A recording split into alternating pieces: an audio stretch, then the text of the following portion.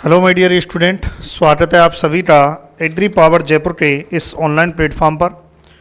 और ध्यान से सुने भाई, जिन विद्यार्थियों का सिलेक्शन हो चुका है उनका डॉक्यूमेंट वेरिफिकेशन जो है होने जा रहा है। डॉक्यूमेंट वेरिफिकेशन किस डेट में है वो आपने खुद ने चेक कर लिया होगा। आपके रोल नंबर से आप चेक कर लीजिए किस डेट में आपका डॉक्यूमेंट वेरिफिकेशन है। इस वीडियो में हम चर्चा करेंगे। ध्यान रखें भाई, डॉक्यूमेंट वेरिफिकेशन से रिलेटेड मैं आपके लिए 2 वीडियो बनाऊंगा, जिसमें एक वीडियो में ये मैं पहले जो आपको प्रोसेस करनी है वो मैं समझाऊंगा। दूसरे वीडियो में जो विस्तृत जो आवेदन फॉर्म है उसको कैसे भरना है वो मैं सिखाऊंगा। तो इस क्लास में, इस वीडियो लेक्चर में मैं आपको पूरी की पूरी डिटेल बताऊंगा कि आपको फर्स्ट स्टेप क्या करना है। चलिए भाई समझते हैं। सबसे पहले आपको क्या क्या करना है वो हम 1 बाय 1 समझते हैं। स्किप ना करें, कोई भी विद्यार्थी क्लास को स्किप नहीं करेगा। फिर स्किप करने के बाद क्या करते हैं विद्यार्थी, मुझे कॉल या मैसेज करते हैं, अननेसेसरी कमेंट करते हैं, फिर मैं रिप्लाई नहीं दे पाता हूं और मैं रिप्लाई दूंगा भी नहीं। यदि मैंने वीडियो में कोई चीज़ बता दी है उसके बाद यदि कोई विद्यार्थी पूछता है तो रिप्लाई नहीं मिलेगा। सबसे पहले विद्यार्थी को क्या करना है, चलिए भाई 1 बाय 1 समझते हैं। सबसे पहले विद्यार्थी को क्या करना है, अपनी एसएसओ आईडी ओपन करनी है। सभी विद्यार्थी को क्या करना है, सबसे पहले एसएसओ आईडी जो है ओपन करनी है।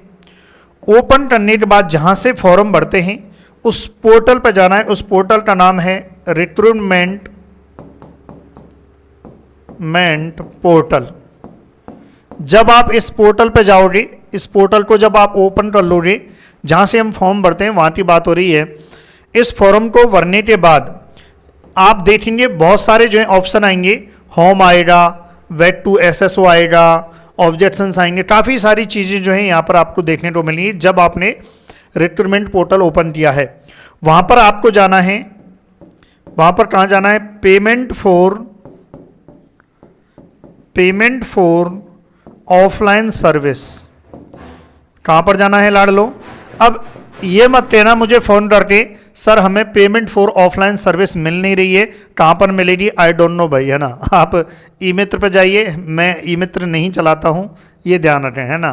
तो टी बोले सर ये नहीं मिल रहा है। आप या तो ई मित्र का सहारा लीजिए या किसी नियरेस्ट कोई जानता है उसका सहारा लीजिए। आप सोचें कि मैं फ़ोन पे इस चीज़ को बताऊं तो भाई नहीं बताऊंगा किसी भी स्थिति में। तो आपको क्या है, आपको स्टेप मैं बता देता हूं, जो आपको कार्य करना है वो आपको ही करना है। पेमेंट फॉर ऑफलाइन सर्विस इस नाम से आपको दिखेगा, उसमें आपको जाना है। इसमें जाने के बाद आपको क्या करना है, फिल करना है। इसमें जाने के बाद आपको क्या करना है, क्या फिल करना है। जब आप इसमें जाओगे तो सबसे पहले आपसे पूछा जाएगा आई वांट टू पे फी फॉर, इस प्रकार का जो है पहला कॉलम आएगा। तो इसमें आपको लिखना है, इसमें आपको भरना है डिटेल्ड फॉर्म, ये आपको भरना है। फिर दूसरा नीचे आपसे पूछा जाएगा सेलेक्ट डिपार्टमेंट। जैसे ही ऑटोमेटिक क्लिक करते हैं तो ऑटोमेटिक ये आ जाएगा, है ना, सेलेक्ट डिपार्टमेंट। अब सेलेक्ट डिपार्टमेंट में आप चूज करना राजस्थान पब्लिक सर्विस कमीशन, ठीक है। इसको आपने जो है चूज कर लिया। फिर उसके बाद जो है आपसे पूछा जाएगा सेलेक्ट रिक्रूटमेंट। इसमें आपको क्या चूज करना है, एफएसओ 2022, ये आपको चूज करना है। क्या भाई, एफएसओ 2022 जो है, यानी कि वहां पर लिखा होगा फूड सेफ्टी ऑफिसर 2022, क्लियर है। फिर उसके बाद जो है सेलेक्ट पोस्ट आपको वहां पर रहेगी और वो आपको जो है वही सेलेक्ट पोस्ट क्या है भाई, सेलेक्ट रिक्रूटमेंट में 2022 हो गया। इसमें फूड सेफ्टी ऑफिसर जो है आपको चूज करना है। फिर इसके बाद जब आप ये करेंगे ऑटोमेटिक आपकी जो है डिटेल्स हैं वो आप नीचे देखेंगे। जो पहले ब्लैंक था वो इसके जैसे ही आपने इस सेलेक्ट पोस्ट के नीचे कुछ डिटेल्स होंगी, आपके बारे में जानकारियां होंगी, वो ऑटोमेटिक फिल होके आ जाएंगी। फिल होके आ जाएं तब आपको क्या करना है, ये सारी प्रोसेस जैसे ही फिल होके आपको दिखाई दे जाएंगी, फिर आपको करना है पे फी। पे फी आप पेमेंट जो है किसी भी मोड से आप पेमेंट कर सकते हैं, ऑनलाइन मोड। जैसे ही आपका पेमेंट क्या होता है, सक्सेसफुल होता है ना, आपका पेमेंट जो है सक्सेसफुल होता है, उसके बाद आप एक पीडीएफ फॉर्म में जो है आपका पूरा वो आ जाएगा डेटा, और हम कह सकते हैं आपकी जो रसीद है वो रसीद आ जाएगी, रसीद है ना। इस पीडीएफ फॉर्म में जो रसीद है इसको क्या करना है, डाउनलोड करना है, क्योंकि ये हमें चाहिए होगी, है ना। और इसके देखिए एग्जाम वहाँ पर जो है स्टूडेंट फॉर्म में आपको 2 लेके जाने, लेकिन मैं कहूँगा कि आप जो है 3 प्रिंट निकलवाना, इसके 3 प्रिंट निकलवाना, फोटोकॉपी करवाना भाई, ठीक है। ये आपको जो है एसएसओ आईडी से आपका कार्य करना है, क्लियर है। एसएसओ आईडी से एक और 2 और कार्य करने हैं आपको, चलिए बता देता हूं भाई। ये हो गया। अब जो है ये आपने फी पे कर दी, है ना, डिटेल्ड स्टूडेंट फॉर्म की जो है फी पे कर दी आपने। फी पे करने के बाद जो पीडीएफ आपने डाउनलोड कर ली, उसका प्रिंट ले लिया, उसके 3 प्रिंट निकाल लिए। अब एक और काम करो आप, अब आप जो है जो एसएसओ आईडी है, एसएसओ आईडी पे बहुत से विद्यार्थियों के क्या है, जो एडमिट कार्ड हैं वो हो सकता है कि खोजे हों, या हो सकता है आपके पास एडमिट कार्ड ना हो सकता है कि आपका जो आवेदन जो आपने भरा था वो आपके पास ना हो।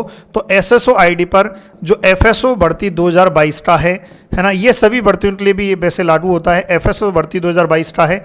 वहाँ से जो एप्लीकेशन फॉर्म है, जो आपने एप्लीकेशन फॉर्म भरा है, यदि आपके पास है तो कोई बात नहीं, यदि आपके पास ऑलरेडी जब आपने भरा था तब आपके पास है तो कोई बात नहीं। जो एप्लीकेशन फॉर्म है, अब एप्लीकेशन फॉर्म आपने पहली बार भरा होगा या संशोधन किया होगा, है ना। यदि संशोधन किया है तो संशोधन वाला, और पहले से ही भरा हुआ है उसमें कोई भी हमने संशोधन नहीं है तो वो वाला फॉर्म आप क्या करो, डाउनलोड करो, और डाउनलोड करके जो है उस पीडीएफ को और उसका क्या करो, प्रिंट ले लो, है ना। यानी कि प्रिंट मतलब जब मैं प्रिंट बोलूँ तब इसका मतलब फोटोकॉपी से ही होता है ना। तो आप यहाँ पर जो है प्रिंट ले लो। एक जो है इसमें जो है आप एडमिट कार्ड, है ना, यदि आपके 100 हो रहे हैं, देखिए एडमिट कार्ड कई बार हट जाते हैं, यदि आपके 100 हो रहे हैं, एडमिट कार्ड 100 हो रहे हैं, तो उसका भी आप यहीं से प्रिंट ले लो ताकि आपको ढूंढना ना पड़े, है ना भाई। अगर आपको यहाँ पर प्रिंट एडमिट कार्ड कई बार नहीं शो होते हैं, एडमिट कार्ड नहीं शो हो रहे हैं, तो आप जो है आपके पास ऑलरेडी होगा, उस एडमिट कार्ड को आपको रखना है आपके पास, ठीक है भाई। ये ध्यान रखें, एप्लीकेशन फॉर्म, एडमिट कार्ड, ये 100% आपके चाहिए, ये आपको ध्यान रखना है। तो ये सारे कार्य आपने कर लिए एसएसओ आईडी से। अगर ये आपके पास ऑलरेडी है, ये आपके पास ऑलरेडी है, तो आवश्यकता नहीं है इनको निकलवाने की, वरना आवश्यकता है, क्लियर है। तो सबसे पहला तो आपको ये काम करना है। फिर थोड़ा सा मैं बता देता हूं आपको, अब आपको वहां क्या लेके जाना है और किन किन चीजों का आपको ध्यान रखना है, उसको मैं आपको बता देता हूं, है ना। चलिए अब देखते हैं आपको क्या लेके जाना है। काउंसलिंग के दिन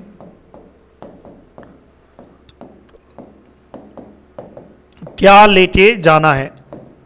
अब जो क्या लेके जाना है, अब जब हमें यह पता होगा कि क्या लेके जाना है काउंसलिंग के दिन, तभी तो हम उन डॉक्यूमेंट्स को बनवा पाएंगे, है कि नहीं भाई। डॉक्यूमेंट तभी तो बनवा पाएंगे जब हमें यही नहीं पता क्या लेके जाना, तो कहां से हम डॉक्यूमेंट बनवाएंगे, समझ रहे हो।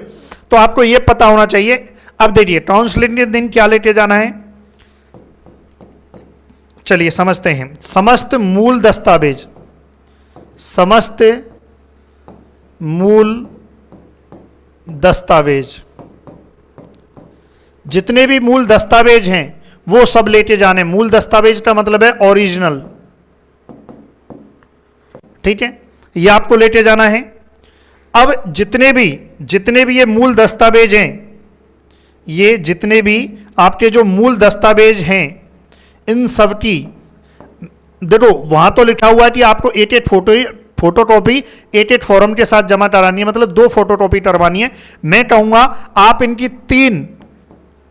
तीन फोटोकॉपी करवाना सभी की। जितने भी मूल दस्तावेज हैं उन सबकी आपको क्या करानी है, फोटोकॉपी करानी है।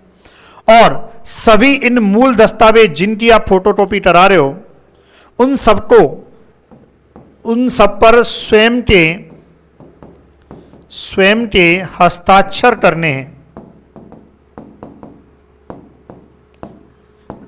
जो आपने फॉर्म में करे थे वही हस्ताक्षर आपको स्वयं के इन सभी फोटोकॉपियों पर करने हैं। अब मूल दस्तावेज क्या क्या होंगे इस पर भी आगे चर्चा करेंगे, क्या क्या मूल दस्तावेज आपको लेके जाने।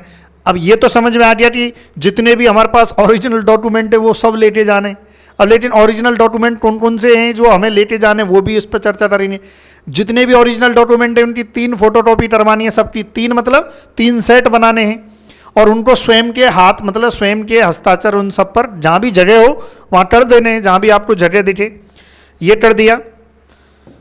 फिर उसके बाद ऑनलाइन आवेदन शुल्क ऑनलाइन जमा करवाकर ऑनलाइन आवेदन उसकी प्राप्ति रसीद।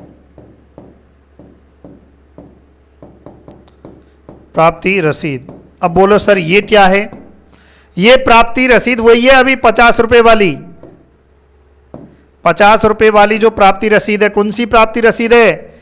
ये वाली, ये टांगे ये रही, ये वाली जो है ना ये वाली प्राप्ति रसीद है। ये ध्यान रखें, है ना, ये वाली जो है प्राप्ति रसीद है। क्लियर है? आवेदन शुल्क जमा कर प्राप्ति रसीद जो है ये वाली प्राप्ति रसीद है जो मैंने दिखाई अभी आपको बताई थी ना भाई। इसकी 3 फोटोकॉपी करा लो एसएसओ आईडी पे, जो सबसे पहले हमने पे किया था 50 रुपये, है ना, ये ध्यान रखें। चलिए ये हो गया प्राप्ति रसीद की जो है आपको इसकी कितनी कॉपी करवानी है? 3 कॉपी। मेरे अनुसार 3 कॉपी करवाओ, कारण बताऊंगा आपको मैं। हालांकि वहां पर तो 2 ही चाहिए लेकिन ये आपको करानी है। हाँ भाई, ये एक बार स्क्रीनशॉट ले लें ताकि आपको आइडिया रहे क्या करना है। अब चलिए फिर हम देखते हैं और क्या चाहिए। फिर हम 1 बाय 1 देखेंगे, डॉक्यूमेंट को भी बनवाएंगे। फिर चाहिए ई प्रवेश पत्र की फोटोकॉपी, है ना। ई प्रवेश पत्र की फोटोकॉपी वही 3 आपको फोटोकॉपी करानी है। क्लियर है भाई यहाँ तक? चलिए आवाज़ आ रही है ना? हेलो, चलो बहुत बढ़िया। फिर उसके बाद ऑनलाइन आवेदन, जो आपने ऑनलाइन आवेदन पत्र की फोटो कॉपी और संशोधन करवाया तो संशोधन करवाया हो तो संशोधन वाली ऑनलाइन आवेदन पत्र की फोटोकॉपी। ऑनलाइन आवेदन पत्र कौन सा? जो आपने भरा था उसकी कम से कम 3 कॉपी आप निकलवा लेना। क्लियर है? ये ध्यान रखें। कौन सा? जब आपने पहली बार जब फॉर्म भरा था, है ना, फॉर्म जो आपने भरा था, फॉर्म जो भरा था उस वाले की कह रहा हूं, जो अभी मैंने एसएसओ आईडी से भी कहा था कि भाई एसएसओ आईडी से डाउनलोड करके आप प्रिंट ले लो, वो वाला। इसके अलावा 2 पासपोर्ट साइज फोटो। अब ये पासपोर्ट साइज फोटो अलग से लेके जाने, डॉक्यूमेंट पे जहां जहां चिपकेंगे वो तो चिपकेंगे ही, वो मैं बताऊंगा कि टाटा और फोटो चिपकेंगे, लेकिन 2 पासपोर्ट साइज फोटो आपको और लेके जाने, एक्स्ट्रा में लेके जाने, है ना।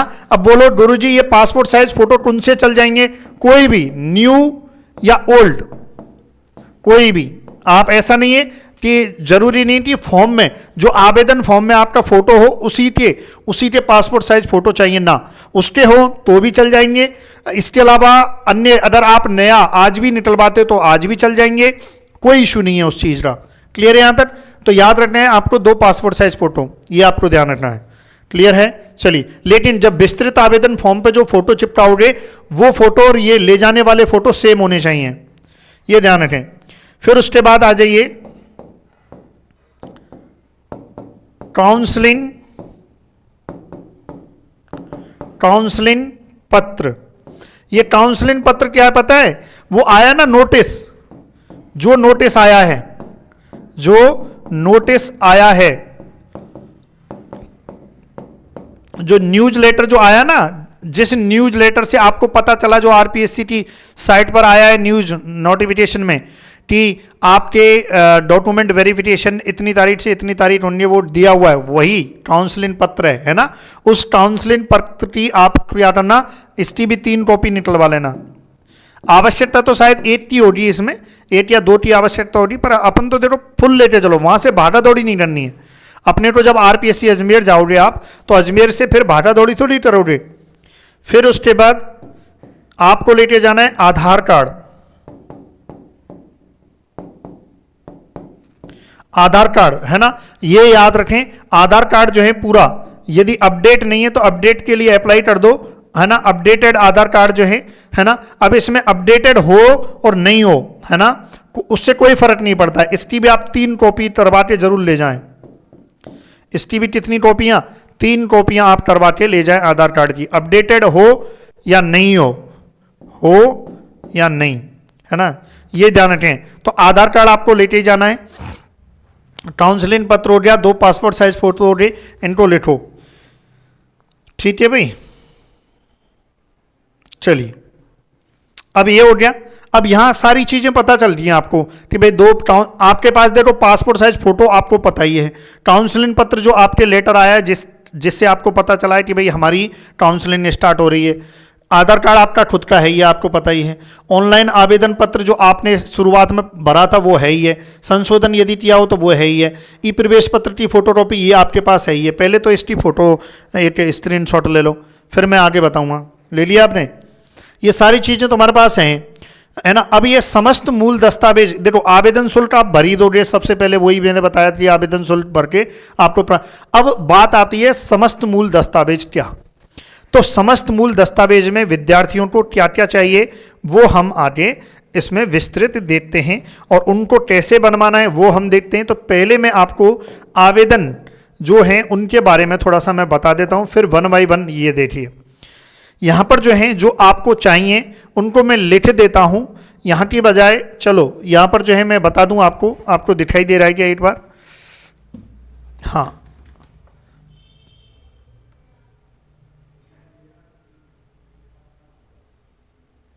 चलिए भाई, दिखाई दे रहा है, कोई इश्यू नहीं है।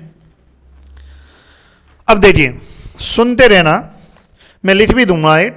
देखो, यहां पर आपको चाहिए एक तो 10th की मार्कशीट, है ना, 10th की मार्कशीट, और सर्टिफिकेट भी आता था पहले आता था, अब तो जॉइंट में आता है। तो यदि आपके पहले के आप पास आउट हो तो आप ले जाना, नहीं तो 10th की मार्कशीट के साथ ही आता है सर्टिफिकेट, वो आपको लेके जाना है। ये हो गया। फिर उसके बाद 12th की, इसमें भी प्रमाण पत्र आता था, है ना, प्रमाण पत्र आता था, वो पहले आता था लेकिन अब शायद साथ में आता है, तो ये आपको जो है लेके जाना है। ये क्या है? ये बीएससी लेवल, है ना, बीएससी जो भी आपने किया है। अब देखिए यहां पर जो है स्नातक की अंक तालिकाएं प्रत्येक वर्ष या सेमेस्टर की अलग अलग, भाई जिस प्रकार से आपकी अंक तालिकाएं आती थी वो पूरी की पूरी, हो सकता है आपकी 1 वर्ष के अकॉर्डिंग आती हो सकता है आपकी सेमेस्टर वाइज का सिस्टम हो, भाई जैसे भी आपने ग्रेजुएशन किया है उसमें सेमेस्टर हो सकता है या प्रति वर्ष हो सकता है। तो जैसे भी हो वो कंप्लीट आपको अंक तालिकाएं आपको लेके जानी है, ये ध्यान रखें। एवं उपाधि और अस्थायी प्रमाण पत्र। अब इसमें देखिए, उपाधि और अस्थायी प्रमाण पत्र या तो हो सकता है आपकी डिग्री आ गई हो, भाई यदि आपने कोई बीएससी या कोई भी डिग्री की है 12वीं के बाद, तो या तो आपकी ओरिजिनल डिग्री आ गई होगी आपके पास। यदि अभी नहीं आई है तो आप जो है पीडीसी, जो प्रोविजनल सर्टिफिकेट होता है, ये आप जो है लगा सकते हो। पीडीसी जिसे आप पीडीसी कहते हो वो आप लगा सकते हो यदि अभी डिग्री नहीं आई है। चलिए, कोई दिक्कत नहीं है।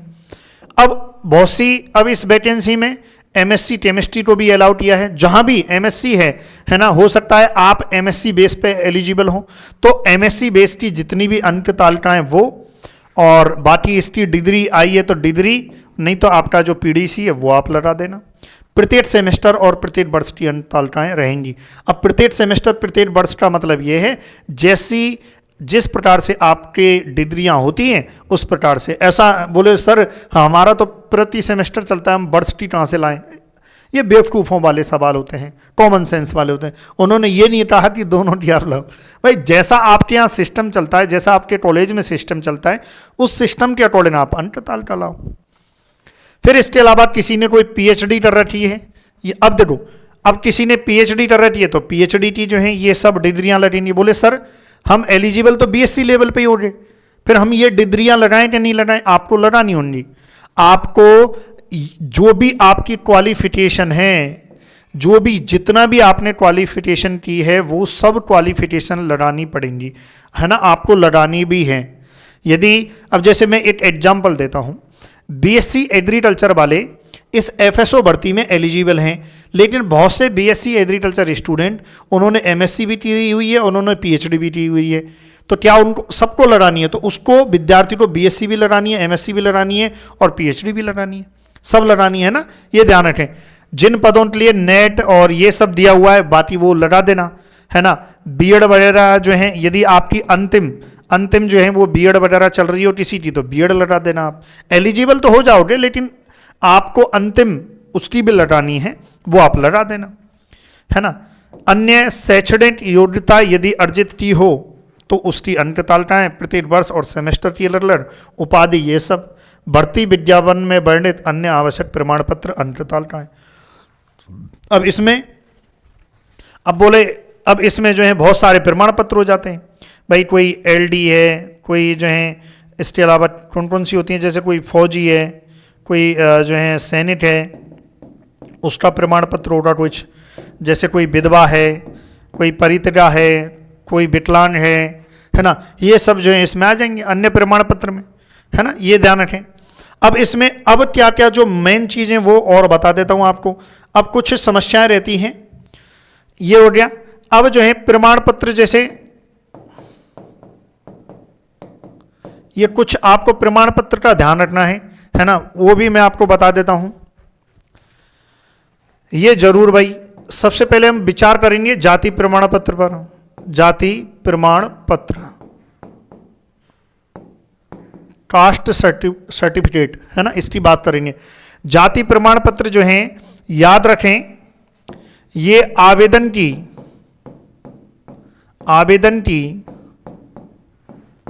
अंतिम तिथि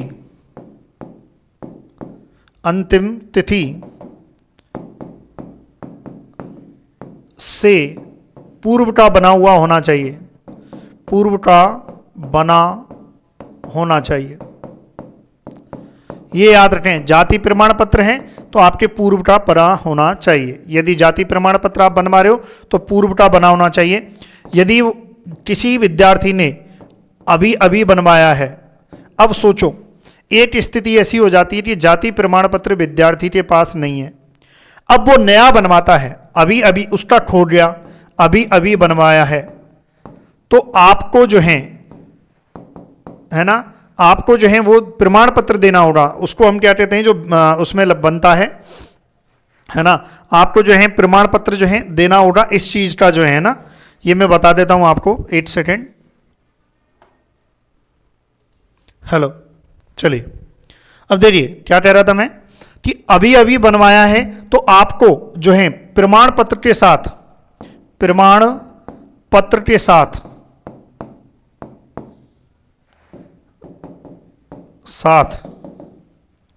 शपथ पत्र देना होगा,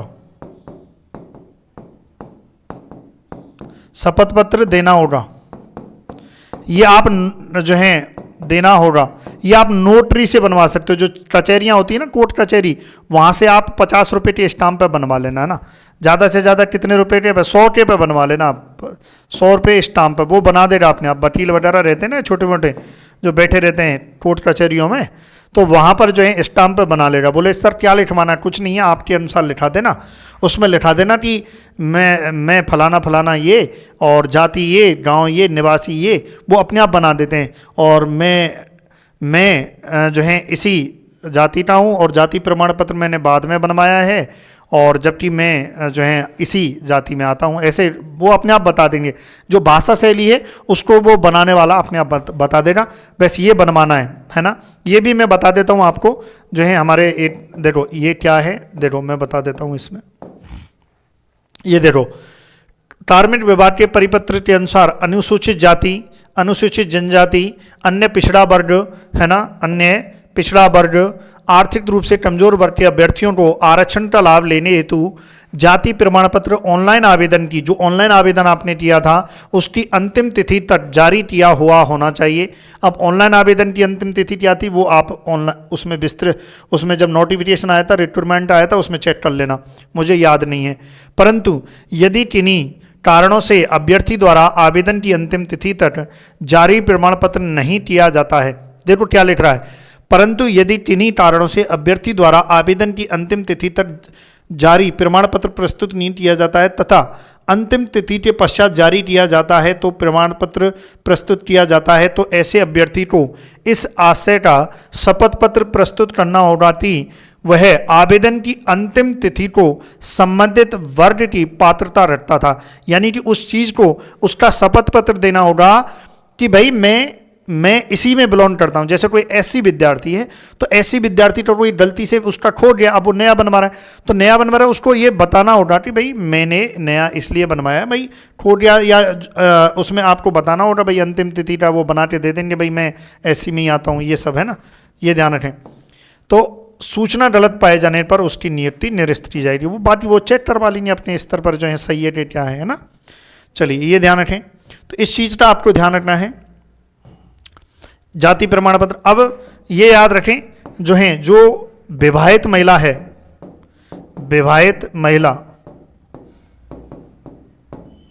का पिता के नाम पर होगा है ना, पिता के नाम से बनेगा, ये ध्यान रखें। जाति प्रमाण पत्र जो विवाहित महिला है उसका पिता के नाम से बनेगा, ये ध्यान रखना है, ये साफ साफ बोला हुआ है जाति प्रमाण पत्र के बारे में।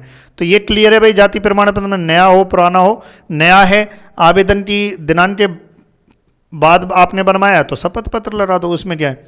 फिर आ जाओ मूल निवास, अब मूल निवास तो देखो आप बनवा ही लोगे, उसमें क्या है ना भाई। एक इसमें दिक्कत आती है मूल निवास में, मूल निवास, अब मूल निवास आप बनवा ही लोगे है ना, सबका बना हुआ होगा। जो विवाहित महिलाएं हैं उनका मूल निवास क्या है, पिता के नाम पे बनेगा। फिर एक आता है चरित्र प्रमाण पत्र, एक इसमें भी दिक्कत आती है चरित्र प्रमाण पत्र। देखिए सबके लिए बताऊंगा, जो फौजी भाई हैं उनके लिए भी बताऊंगा, जो कार्मिक हैं, जो कार्यरत हैं और एफएसएम हो गया उनके लिए भी मैं सबके लिए बताऊंगा है ना। चरित्र प्रमाण पत्र जो है ये लगेगा अंतिम शिक्षा का। अब अंतिम शिक्षा आपने जो है जहां से भी की है उस अंतिम शिक्षा के कॉलेज स्कूल जहां से भी आपने स्कूल तो करोगे जो है कॉलेज से की होगी आपने, तो कॉलेज के जो भी अधिकारी हैं उनके द्वारा जो है चरित्र प्रमाण पत्र आपको बनाना है अंतिम शिक्षा का। ऐसा नहीं कि आप 12वीं का, सर हमने 12वीं का जमा नहीं कराया था, हमारे पास रखा हुआ है 12वीं का, हम यही चरित्र प्रमाण पत्र लगा देंगे ना। अंतिम शिक्षा का, यदि आपने पीएचडी किया तो पीएचडी का, यदि आपने एमएससी किया तो एमएससी का, वहाँ से जो है अब ये बन जाता है, कोई इतना लोड नहीं है ना इसमें भी। अब ये कहाँ से बनेगा ये आपका पॉइंट आउट है भाई कि चरित्र प्रमाण पत्र आप कैसे बनवाते हो, ये मेरा विषय नहीं है, बस लगेगा ये मैंने आपको बता दिया है ना। फिर उसके बाद जो है बाकी जो है जो भी कैटेगरी आती हैं उन सब का लगेगा ही है ना, चाहे वो विकलांग में हो, विधवा में हो है ना, इन सब में विधवा और परित्यजा ये इसका जो है बाकायदा ऑथेंटिक सर्टिफिकेट लगेगा। लेकिन याद रहे आपको जो है जो सर्टिफिकेट जो देना है वो अंतिम आवेदन से पूर्व देना है, अंतिम आवेदन की तिथि से पूर्व का आपका होना चाहिए, ये आपको ध्यान रखना है ना। चलो और देख लेते हैं, और ये प्रमाण पत्रों में ये और बाकी यदि कोई विकलांग है तो उसका आपके लग ही जाएगा है ना। और देख लेते हैं कुछ ऐसी चीज़ जो आपके लिए बतानी हो। ये वर्टिकल आरक्षण है, रिजर्वेशन है, और रिजर्वेशन में जो है पिता के नाम, ये अतः SC ST वर्ग की महिला अभ्यर्थी को पिता के नाम से जारी जाति प्रमाण पत्र प्रस्तुत करना होगा। पिता के नाम से जाति प्रमाण पत्र प्रस्तुत नहीं करने पर उसे उस वर्ग का लाभ दे नहीं होगा, ये आपको ध्यान रखना है। राजस्थान राज्य के बाहर अन्य राज्य की महिला जो विवाहोत्परांत राजस्थान राज्य की मूल निवासी बन जाती हैं तो उसे पब्लिक एम्प्लॉयमेंट में OBC SC ST का आरक्षण का लाभ नहीं दिया जाएगा। ऐसे अभ्यर्थी जो राजस्थान के मूल निवासी नहीं हैं उन्हें सामान्य वर्ग में माना जाएगा, ये ध्यान रखें आपको। ये बात हो रही। और क्या है भाई, ये देखिए, ये वो है जो है किसी आवेदक आवेदिका द्वारा विधवा, विच्छिन्न महिला, विच्छिन्न विवाह, परित्यक्ता, तलाकशुदा, दिव्यांग वर्ग में लाभ लेने हेतु विज्ञापन में उल्लिखित तिथि तक वर्ग परिवर्तन करवाना अनिवार्य करवाया जा सकता है। विभिन्न, देखिए क्या लिखा है, विभिन्न विवाह, तलाकशुदा, ये श्रेणी की जो महिलाएं होती हैं, अभ्यर्थी को ऑनलाइन की अंतिम तिथि तक सक्षम न्यायालय द्वारा पारित न्यायालय की डिक्री में पारित निर्णयानुसार प्रस्तुत करने पर ही आरक्षण का लाभ प्रदान किया जाएगा। यदि विच्छिन्न विवाह, परित्यक्ता, तलाकशुदा आवेदक का तलाक संबंधी प्रकरण बाद माननीय न्यायालय में विचाराधीन या लंबित है व डिक्री पारित नहीं हुई है तो विच्छिन्नित विवाह, परित्यक्ता, तलाकशुदा श्रेणी वर्ग का लाभ दे नहीं होगा, ये आपको ध्यान रखना है। विधवा महिला को पति का मृत्यु प्रमाण पत्र एवं पति के नाम से लिंक प्रमाण पत्र यथा राशन कार्ड, बच्चे का जन्म प्रमाण पत्र, मतदाता पहचान पत्र, आधार कार्ड, पति के नाम से मूल निवास प्रमाण पत्र इत्यादि प्रस्तुत करना होगा। यदि कोई जो है विधवा हुई है उसको ये सब जो है देना होगा। विच्छिन्न महिला, तलाकशुदा, परित्यक्ता श्रेणी की महिला को ऑनलाइन आवेदन की अंतिम दिनांक तक एवं विधवा महिला को आवेदन की अंतिम तिथि तक तथा विधवा के द्वारा वर्ग श्रेणी संशोधन करने पर उसे वर्ग श्रेणी संशोधन की दिनांक तक पुनर्विवाह नहीं किए जाने संबंधी शपथ पत्र प्रस्तुत करना होगा, ये आपको ध्यान रखना है। ये उनके लिए है कि आपने पुनर्विवाह नहीं किया है, ऐसा शपथ पत्र देना होगा। कब तक का, जब तक का आपको जो है कि भाई जिस दिन ये लास्ट डेट थी उस तक हमने कोई भी पुनर्विवाह नहीं किया है, इस प्रकार का शपथ पत्र भी देना होगा। हाँ, पुनर्विवाह बाद में यदि उस डेट के बाद कर लिया है तो कोई इशू नहीं है इसमें, है ना, तो भी लाभ दे होगा। ये हो गया। ये क्या कह रहा है, अन्य पिछड़ा वर्ग, अति पिछड़ा वर्ग की विवाहित महिला आवेदक को आरक्षित प्रवर्ग का लाभ प्राप्त करने हेतु अपने पिता के नाम व निवास स्थान के आधार पर सक्षम प्राधिकारी द्वारा विहित प्रारूप में नियमानुसार जारी प्रमाण पत्र, जाति प्रमाण पत्र प्रस्तुत प्रमाण पत्र विस्तृत आवेदन पत्र के साथ प्रस्तुत करना अनिवार्य है। मतलब यह है कि जो भी महिला है उसका पिता के नाम से लगेगा, और इसमें साफ साफ लिखा है पति के नाम, निवास स्थान, आय के आधार पर जारी प्रमाण पत्र मान्य नहीं होगा। पति के नाम पर कुछ भी मान्य नहीं होगा, ये आपको साफ साफ लिखा हुआ है। फिर आचरण संबंधी, देखो आचरण संबंधी यानी कि कैरेक्टर सर्टिफिकेट, अभ्यर्थी आचरण संबंधी प्रमाण पत्र के रूप में अंतिम शिक्षण संस्था के आचार्य द्वारा, देखो क्या लिखा है, अंतिम शिक्षण संस्था के आचार्य द्वारा प्रदत्त प्रमाण पत्र होना चाहिए, ये आपको ध्यान रखना है। स्थायी राज्य कर्मचारी को चरित्र प्रमाण पत्र प्रस्तुत करने की आवश्यकता नहीं है, लेकिन इसके स्थान पर स्थायी राज्य कर्मचारी होने का प्रमाण पत्र जो सक्षम अधिकारी द्वारा प्रदत्त होता है वो देना होगा। क्लियर है। देखिए पहले हम डॉक्यूमेंट की बात करेंगे, फिर हम फॉर्म भरेंगे। आयु प्रमाण पत्र वो आपका है ही है, कोई दिक्कत ही नहीं है। आयोग द्वारा हाई स्कूल सेकेंडरी मैट्रिक के प्रमाण पत्र में अंकित जन्म दिनांक को ही स्वीकार किया जाएगा। सेवारत अभ्यर्थी गण जो कार्यरत हैं, जो सेवारत हैं किसी भी भर्ती पर, उनको क्या है, अनापत्ति प्रमाण पत्र जो है देना होगा। याद रखना है, नो ऑब्जेक्शन सर्टिफिकेट देना होगा। जो राज्य के कर्मचारी हैं उनको पता है नो ऑब्जेक्शन सर्टिफिकेट कैसे बनता है, आपके अधिकारियों से आप पूछ लेना, अधिकारी आपको नो ऑब्जेक्शन सर्टिफिकेट बना के दे देंगे। बाकी इसमें मोटा मोटा यही लिखा हुआ है कि भाई आपको जब भी, याद रखें, जब भी सरकारी कर्मचारी, कोई सरकारी कर्मचारी होता है, वह किसी भी चीज़ का आवेदन करता है तो उसको पहले परमिशन लेनी पड़ती है विभाग से, उसके बाद ही उसको आवेदन करना होता है। किसी नई वैकेंसी के लिए, ये ध्यान रखें। फिर उसके बाद आपके नो ऑब्जेक्शन सर्टिफिकेट मिलता है। ये आपको जो नो ऑब्जेक्शन सर्टिफिकेट है अभी डीबी के टाइम पर ही लेके जाना है। क्लियर है भाई यहाँ तक? चलिए फिर आगे बढ़ते हैं कि भाई मुझे कोई जॉब नहीं छोड़नी अभी है, नो ऑब्जेक्शन सर्टिफिकेट लेके जाना है। काउंसलिंग में उपस्थित होने वाले अभ्यर्थी अपने समस्त मूल दस्तावेजों विस्तृत आवेदन पत्र की 2 प्रति, जो कि मैंने बता दी। अब ये विस्तृत आवेदन पत्र कैसे भरना है इसको मैं सिखाऊंगा। विस्तृत आवेदन पत्र कैसे भरना है इसको मैं सिखाऊंगा, आप निश्चिंत रहना, पूरा अच्छे से सिखाऊंगा। तब तक जो जो मैंने बताया उसके डॉक्यूमेंट कलेक्शन कर लो। देखो, ऑनलाइन शुल्क जमा कर प्राप्ति, उसकी प्राप्ति रसीद, ई प्रवेश पत्र की प्रति, ऑनलाइन आवेदन पत्र की प्रति, संशोधित ऑनलाइन आवेदन पत्र की प्रति, 2 पासपोर्ट साइज फोटो, काउंसलिंग पत्र, स्वयं की फोटो आईडी, समस्त दस्तावेजों की स्वयं हस्ताक्षरित प्रतिलिपियां यानी कि स्वयं के द्वारा, ये सब मैं बता चुका हूं क्या क्या चाहिए आपको। क्लियर है? ये सारी चीजें हमने देख ली। और क्या है, यदि किसी परीक्षा की उपाधि प्राप्त नहीं हुई है तो विश्वविद्यालय द्वारा जारी प्रोविजनल पीडीसी जो होती है, प्रोविजनल जो है, ये आपको जो है आवेदन पत्र के साथ संलग्न करें, जो कि 6 माह से अधिक पुराना नहीं होना चाहिए।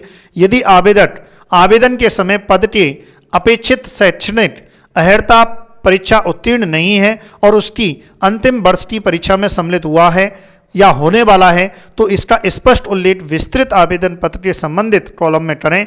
संस्था प्रदान से प्रपत्र 3 प्रमाणित करवाकर संलग्न करें। संस्था प्रदान से प्रमाणित, ये सब इस स्टूडेंट फॉर्म में आ जाएगा, ये आपको ध्यान रखना है। ये बेसिक जानकारी है। मूल निवास और जाति प्रमाण पत्र, ये सब मैंने बता दिया है ना। इसके बारे में जो है शपथ पत्र देना होगा, यदि आप बाद की डेट का दे रहे हैं तो। ये भूतपूर्व सैनिक संबंधी प्रमाण पत्र हैं, जो आपको एनओसी वगैरह जो है चाहिए रहती है, वो आपको देनी है, ये बता चुके हैं हम।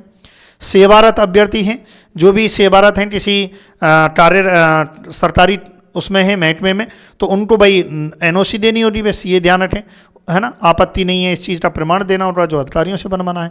विवाह संबंधी प्रमाण पत्र, ये विवाह संबंधी प्रमाण पत्र है, ये आप देख लेना।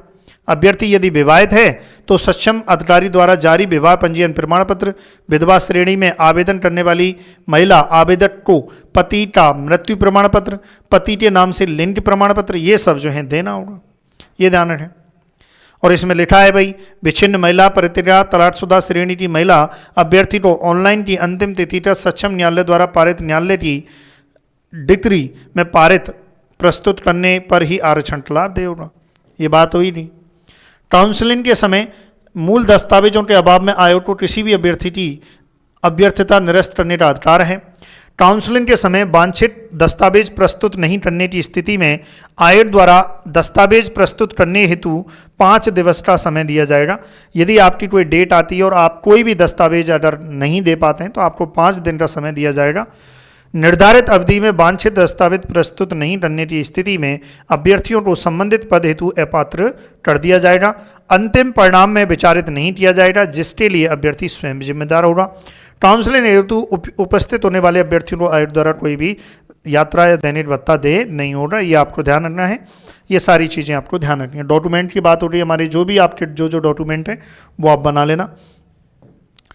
अब ये जो है, ये भाई आपका विस्तृत आवेदन सह निरीक्षा जो है प्रपत्र है।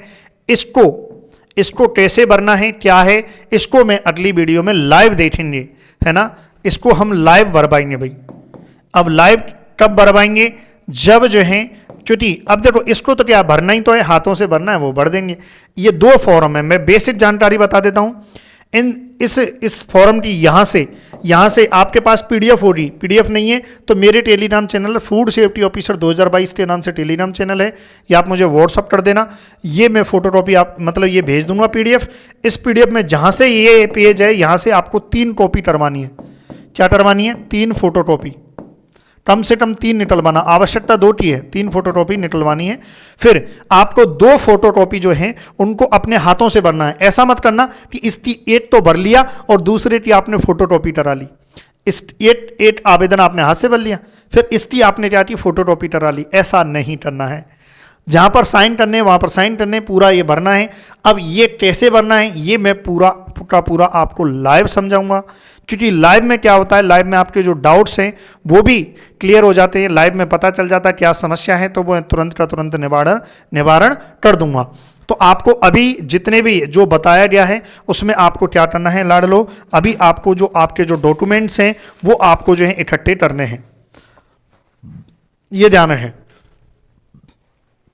जो जो कार्य मैंने बताए थे वो आपको कार्य अभी तक करने हैं। फिर लास्ट क्या बचेगा, लास्ट बचेगा आपने सारे डॉक्यूमेंट कलेक्शन कर लिए, आपने सारी चीज़ें कलेक्शन कर ली, फिर लास्ट में क्या बचेगा, ये बचेगा, इसको भरना बचेगा। इसको कैसे भरेंगे ये मैं लाइव में आपको विस्तृत तरीके से जो है समझाऊंगा। पूरा विस्तृत आवेदन सह परी निरीक्षा प्रपत्र जो है हम विस्तृत रूप से अच्छे से भरेंगे। तब तक आप क्या करो, डॉक्यूमेंट का कलेक्शन कर लो, फिर हम भरवा देंगे। क्लियर है? और लाइव लेके आऊँगा मैं सेशन जिसमें मैं भरवाऊँगा। आपसे निवेदन है क्लास को आप ज़्यादा से ज़्यादा आपके साथियों में शेयर करें। फिर भी कोई समस्या कोई डाउट है फिर भी आप कमेंट या मैसेज कर दें, मैं जितना होगा मैं समाधान करूँगा। Thank you so much for watching video. Thank you so much.